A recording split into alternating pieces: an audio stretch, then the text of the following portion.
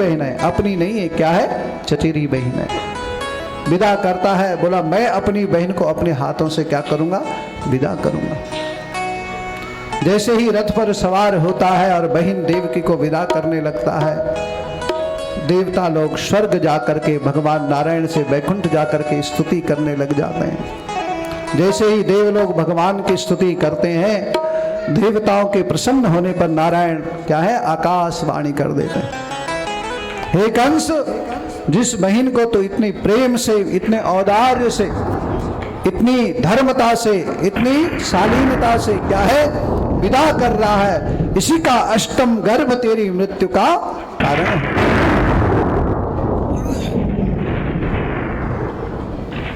आकाशवाणी हुई, कंस घबराने लगा। जिस बहन को प्रेम से विदा कर रहा था, सुन रहे हो, कंस जैसे लोगों पर भरोसा क्या है जी?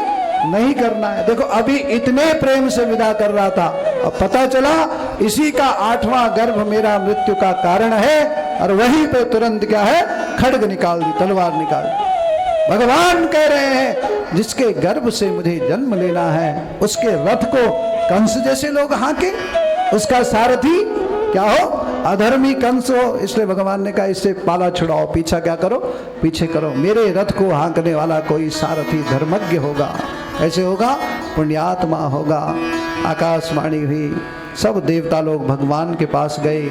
कंस ने वसुदेव और देवकी को कारागृह में बंद कर दिया है। देवता लोग भगवान की स्तुति करने लगे। कहा प्रभु, अनीति, अराचार, दुराचार, पापाचार बहुत बढ़ गया है, आप प्रकट होइए।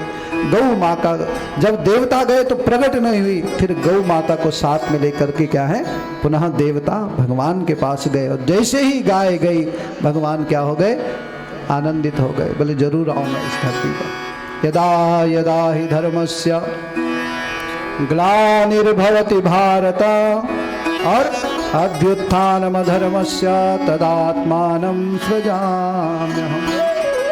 देवकी के 6 पुत्रों को कंस ने नष्ट किया। 7वां जो पुत्र है वो योग माया के द्वारा क्या है? संकर्षण किया गया, और उसको माँ रोहिणी के गर्भ में स्थापित कर दिया। देखो कितना वैज्ञानिक युग था तब। आज के वैज्ञानिक कहते हैं हम क्या है? संतति को प्रकट कर रहे हैं, पैदा कर रहे हैं। आज भगवान स्वयं ब्रह्म जो है देवकी के गर्भ में, उदर में, कारागृह में प्रकट हुए। देवता लोग भगवान की स्तुति करने लगे, और वसुदेव और देवकी तप कर रहे थे। उसी तप का पुण्य हुआ कि भगवान उनके गर्भ में आए, घर में आए। देवता लोगों ने भगवान की स्तुति करी। तमद्भुतं बालकमम्बुजे क्षणं चतुर्भुजं शंख गदायुधायुधं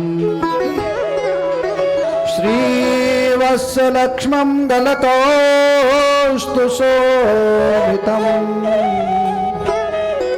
पीताम्बरं सान्द्रपयोदसौभगम्। अद्भुत बालक, तमद्भुतं बालकमम्बुजे क्षणं। ऐसे अद्भुत बालक माँ देवकी और वसुदेव ने अपने गर्भगृह में देखा। कैसा था वो अद्भुत बालक? शंख चक्र गदा पद्म लेकर के, और माँ देवकी के हृदय के ऊपर कैसा है? लक्ष्मी के सहित खड़ा हो गया। वैसे ही भगवान को चतुर्भुज और लक्ष्मी के सहित नारायण क्या है? प्रकट हुए। माँ देवकी वसुदेव कहने लगे, लाला हमने तो से यो ना कहो कि तो हमारे घर में ब्रह्म बन करके आयो। क्या है? तो हमारा पिता बन करके आए। हमने तुझसे कहे तो लाला तो हमारा बालक बन करके प्रकट होना। सुनी बचन सुजाना, रोद न ठाना, होई बालक सुरभूपा।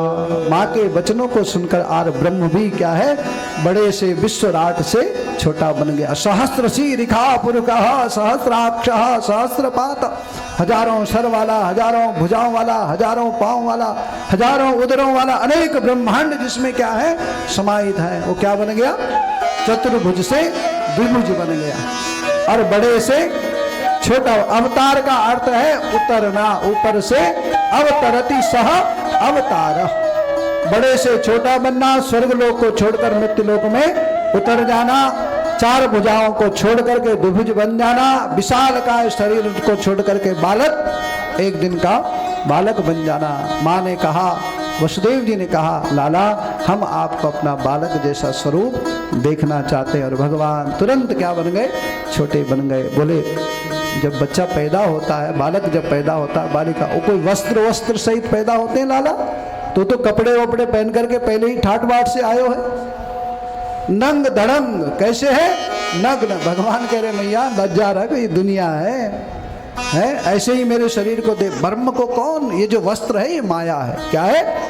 बोलो ना, माया है। और भगवान माया के अधीन नहीं रहते। भगवान तो माया को फाड़ करके बाहर प्रकट हो जाते। भगवान नग्न अवस्था में क्या है? माँ के गर्भ से प्रकट हो गए। देवता लोग भगवान की स्तुति करने लगे। सत्यम व्रतम सत्यम परम त्रिसत्यम योनि निहितम च सत्य। सत्य। कृष्ण जी तैयार हैं हमारे? कृष्ण जी तैयार हैं? नहीं? सत्य सत्यम ऋत सत्य नेत्रम सत्यात्मकम ताम शरणम प्रपन्ना।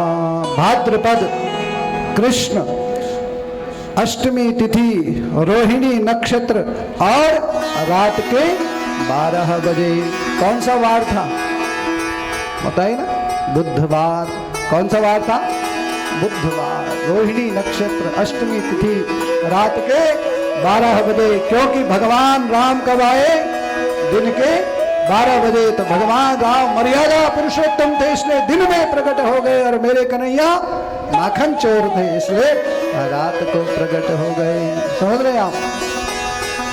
क्योंकि पक्ष में 2 पक्ष होते हैं, उसमें भी 15 दिन होते हैं। और 15 दिन में भी भगवान ने कौन सी तिथि?